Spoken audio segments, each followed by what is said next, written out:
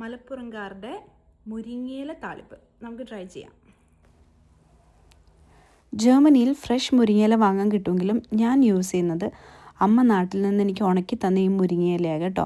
ഇത് തണലത്ത് വെച്ച് ഉണക്കിയത് കൊണ്ടാണ് ഇതിൻ്റെ ഗ്രീൻ കളർ ഇപ്പോഴും പോവാണ്ടിരിക്കുന്നത്. ഞാൻ ഏകദേശം ഒരു 1.5 പിടി എടുത്തിട്ടുണ്ട്.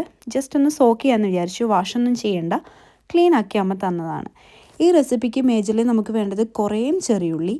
ജർമ്മനിയിലെ ചെറിയുള്ളിക്ക് കുറച്ച് വലിപ്പം കൂടിയ ടൈപ്പാണ്, അതുകൊണ്ട് ചെറിയുള്ളിന്ന് എല്ലാവർക്കും തോന്നാൻ ചാൻസ് ഇല്ല.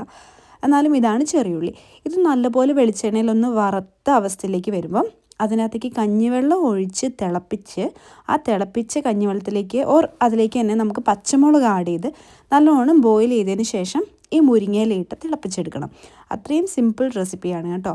മുരിങ്ങയില ആക്ച്വലി ഭയങ്കര അയൺ റിച്ച് ആയിട്ടുള്ളൊരു സാധനമാണ്. അപ്പം എല്ലാവർക്കും, നാട്ടിലുള്ള എല്ലാവർക്കും എസ്പെഷ്യലി എനിക്കൊന്ന് കർക്കിടകം ഒഴിച്ച ബാക്കിയുള്ള എല്ലാ സമയത്തും ഇൻകോർപ്പറേറ്റ് ചെയ്യാൻ പറ്റുന്ന ഒരു റെസിപ്പി തന്നെയാണ്. ഇതിൻ്റെ കൂടെ ഒരു നല്ല കോമ്പിനേഷനായിട്ട് ഉണക്കമീൻ പറഞ്ഞു. അപ്പം ഇത് ഉണക്ക ചെമ്മീനും ഉണക്ക കാന്താരിമുളകും കൂടെ ഒന്ന് ക്രഷ് ചെയ്തെടുത്തേക്കുന്നതാണ് കേട്ടോ. അതിലേക്ക് ഞാൻ ചൂട് വെളിച്ചെണ്ണ ഒഴിച്ചൊന്ന് സെറ്റാക്കി എടുത്തിട്ടുണ്ട്.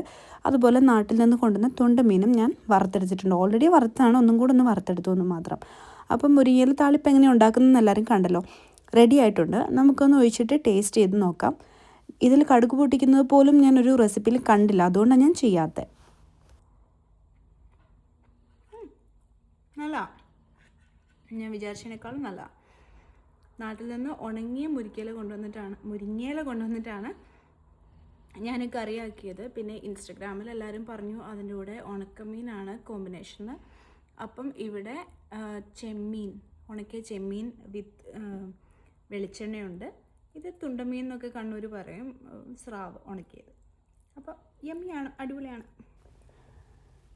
2-3 വാക്ക് കഴിച്ചപ്പം പക്ഷേ എനിക്ക് അത്ര ഭയങ്കര ടേസ്റ്റി ആയിട്ട് തോന്നിയില്ല. അതായത് കഞ്ഞിയിൽ മുരിങ്ങയില മെഴുക്ക് പുരട്ടി കടുകൊന്നും പൊട്ടിക്കാണ്ടാക്കിയാൽ എന്തായിരിക്കും ടേസ്റ്റ്, അത്രയേ ഉള്ളൂ. ഭയങ്കര ഒരു അടിപൊളിയായി തോന്നിയില്ല.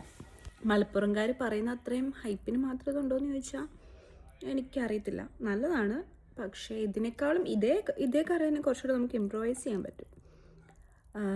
ഹൈപ്പിന് മാത്രം ഉണ്ടോയെന്ന് ചോദിച്ചാൽ സത്യമായിട്ടും എനിക്കറിയില്ല, പക്ഷേ ടേസ്റ്റിയാണ്.